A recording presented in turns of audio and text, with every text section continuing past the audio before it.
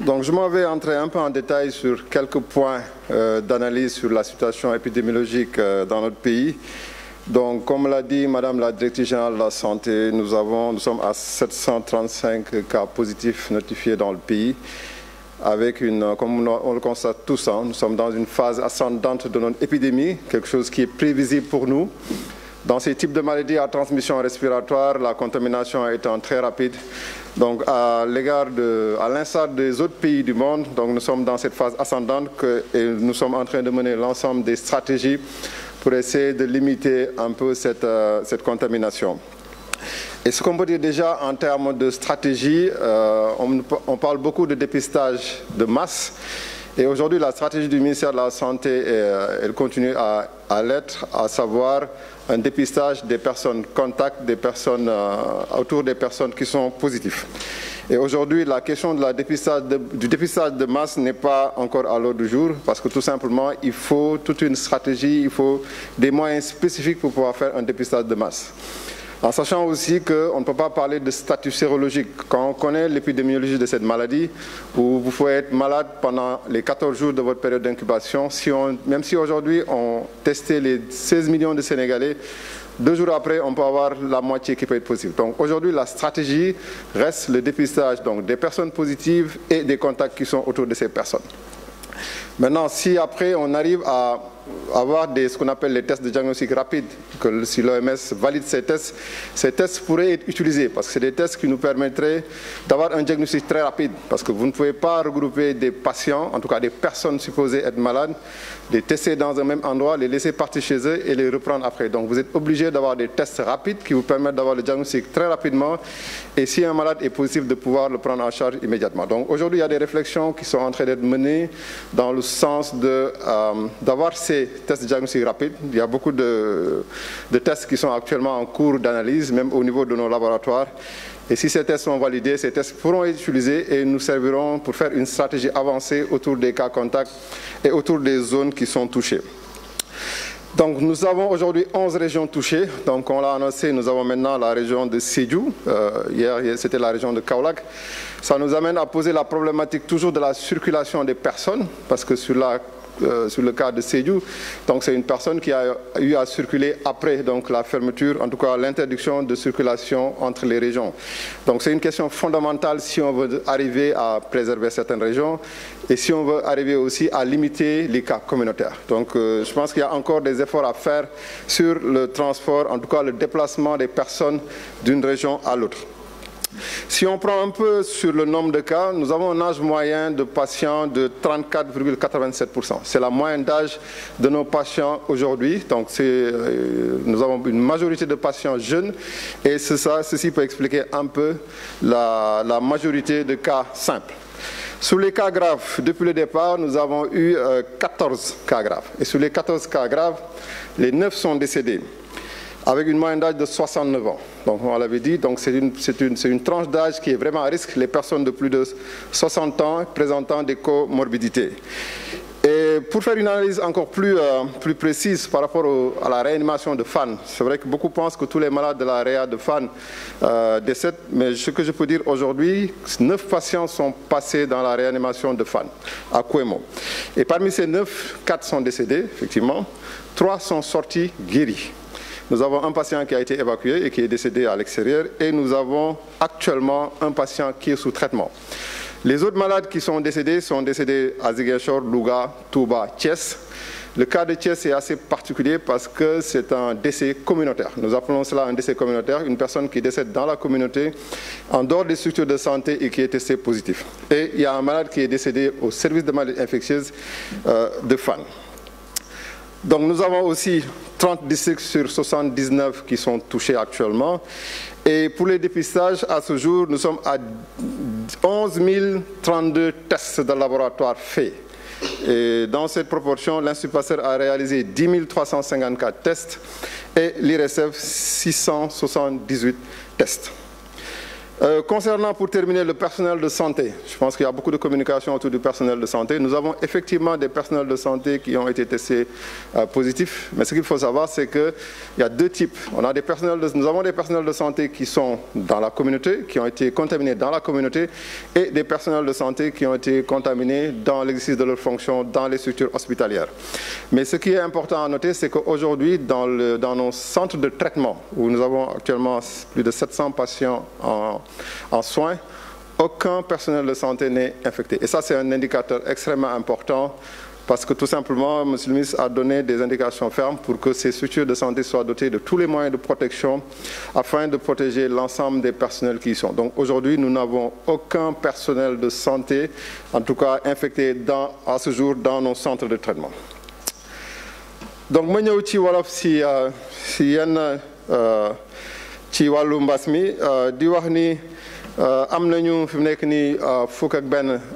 gox région ci dëkk bi yoo xam ne am nañu gis nañ fa feebar bi ñu ngi woon ci juróom-ñeent bi ñu ci mujjee wax léegi Kaolack ak Sédhiou dugg nañ ci li muy indi rek mooy que ñi ngi constaté ni que nit yaa ngi dox nit yaa ngi jàll di jóge ci benn gox di dem ci beneen gox loolu pour ñun dafay continuer di indi problème et dafay tax aussi cas communautaire yi di gën a génn donc xalaat nañ ni war nañ ci gën a farlu ba nga xam ne dinañ def ba nga xam ne nit yi du ñu continuer di dox di dem ci région yi bu ñu xoolee aussi cas bi ñu amoon ci Vélingara am nañ ci benn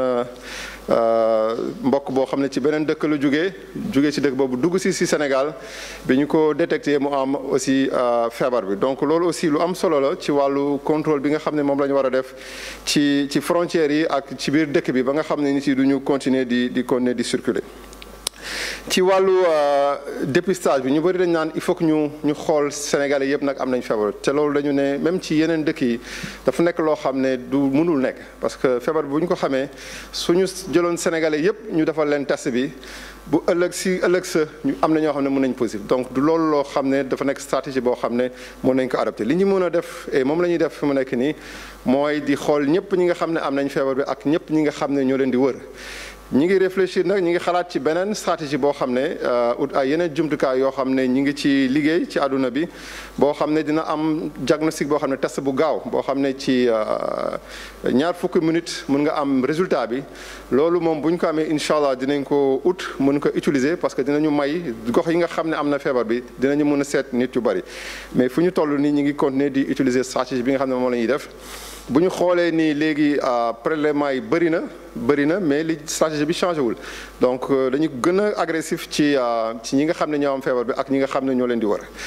pour joxe rek ci benn estimation ci laboratoire bi am nañu presque fukk ak benn junni test ñu defagum boobu ba léegi donc loolu lu bëri am na solo et fukk junni Institut Pasteur def na ko juróom-benn téeméer yoo xam ne IRSF moom moo ko def. ci wàllu maladie yi ñu am aussi jàpp nañ ni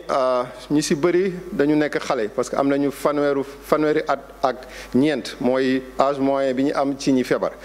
ci wàllu ñi faatu nag am nañu juróom-benn fukki at ak juróom-ñeent loolu kon waxoon nañ ko ni ko ñi nga xam ne le feebar bi di gën a mën a daaneel mooy mag ñi donc dañu bàyyi xel bu baax ci loolu et ci wàllu prévention bi ñu doon wax takk masque yi sorianto bi raxas loxo yi dafa am solo donc war nañ ci jug bu baax suñu bëggee vraiment protéger suñu yaay yi suñu pap yi ak suñu maam yi ci aussi li ñu am yëpp ci cas am nañ ci fukk ak ñeent yoo xam ne moom la ñu naan cas grave mooy malade yoo xam ne seen feebar bi dafa leen daaneel lu bari ci loolu la ñu am juróom-ñeent ñoo xam ne faatu nañ ci et bu ñu xoolee aussi ci malade yi nga xam ne ñu ngi ci réanimation bu Fann bi juróom-ñeent rek lañ ci amoon ci juróom-ñeent yi ñeent ñoo si faatu mais ñett wér nañu ba génn ci réanimation Fann bi donc pour wax ni rek am na ñoo xam ne dinañ dugg réanimation mais dinañ fa mën a génn aussi ci kàttanu yàlla et kenn koo xam ne moom mooy ki ñu delluwaatoon tugal mu faatu foofu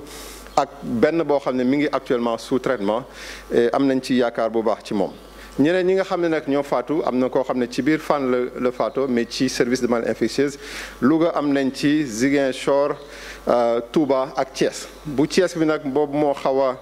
mun nañu wax doy waar tuuti parce que kooku ci biir këram la faatoo donc moom lañ naan décès communautaire donc boobu dafa laaj aussi gëstu bu baax a baax parce que ñi koy wër dafay bari trop donc équipe yi ñu ngi ci di ci liggéey. ci wàllu fajkat yi parce que ñu ngi wax bu baax parce que fajkat yi aussi ñu su bëri am na ñoo xam ne am nañu feebar bi ñu ngi am ñaar fukk ak juróom yoo xam ne ci tey am nañu feebar bi.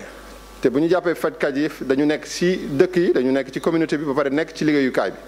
donc ci wàllu boobu am na ñoo xam ne ci seen liggéeyukaay la ñu amee infection am ñoo xam ne ci seen dëkk fi ñu dëkkee seen kër ak seen gox la ñu amee feebar wante li ci am solo mooy fi nga xam ne la ñuy fajee maladie comme gis nañu am nañ juróom-ñaar téeméer ak teg loo xam ne ñu ngi faj ci suñu hôpitaux yi ñi leen di faj kenn amu ci fi may wax ni ak léegi kenn amu ci jàngoro bi donc loolu am solo la mooy won ni équipement yeeg protection yi nga xam ne personnel bi war na ko am loolu am na ko donc loolu ministre de la santé monsieur Abdoulaye Diouf Sarr joxewoon na ndigal ba nga xam ne ci wàllu fi ñuy fajee maladie personnel bi dañ leen di protéger donc jàpp nañ ne ba léegi yàlla mi ngi si suturaal ba nga xam ne amuñu benn koo xam ne ci personnel de santé bi la nekk ci centre de traitement yi am na feebar boobu. di jeexal rek di ñaaxaat nit yi ci li ñu war a def parce que fi mu nekk ni wax nañ ko. feebar bi pour taxawal ko du docteur yi feebar bi ñun ñi nekk ci dëkk bi ñun ñëpp ñoo ci war a jàpp parce que ci wàllu faj bi je pense que waa kër docteur ñi ngi def lu ñu mën mais ci wàllu wàllante bi ci wàllu tasaare feebar bi loolu ci nit yi la donc nañ ci bàyyi xel bu baax et jàpp ni comme li ñu waxee il faut que ñu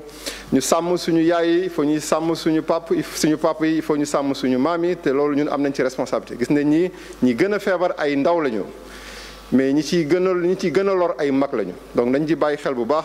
topp ndigal yi sol masque yi dañ ko war a sol normalement masque kenn du ko teg ci sikkim masque kenn du ko takk ci baat masque boo ko solee dafa war a nëbb sa bakken dafa war a nëbb sa gémmiñ donc loolu lu am solo nañ ko ci bàyyi te masque bi rek du loo xam ne moom la ñu war a jëfandikoo il faut aussi ñu boole ci sorianto bi parce que sol masque ba pare def benn groupe loolu du lu gën ba pare aussi ñu continuer aussi di raxas loxo yi